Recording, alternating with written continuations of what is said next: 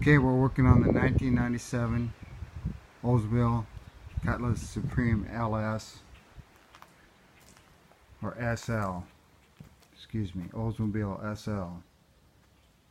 And we're getting more progress done on the engine.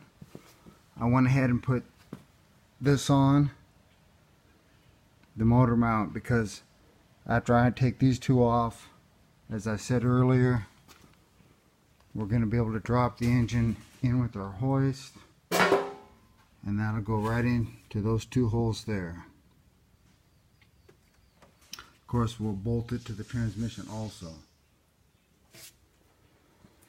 I went ahead and put the spark plug wires on the back side. Probably won't put them on the front because these are super difficult to put in, and plus the coil pack will be going right here, so it's going to cover up part of it. You can still change the spark plug wires with the coil pack on in the vehicle, but as you can see, it becomes difficult. Then moving to the front side today,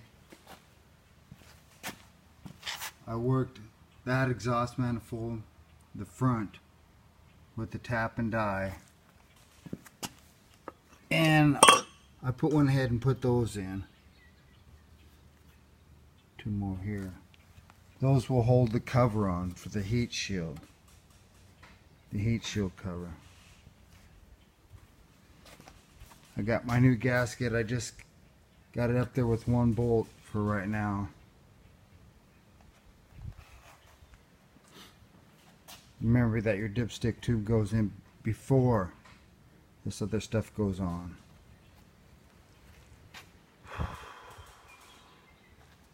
And that, as you can see, this also acts as a heat shield from your exhaust. Keeps it away from your spark plugs and the spark plug wires.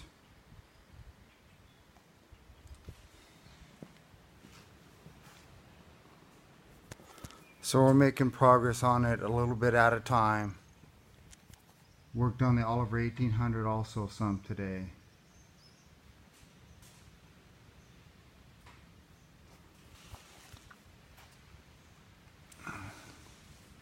Waiting for the head to come back on that. We did get the fuel injectors today, which is good.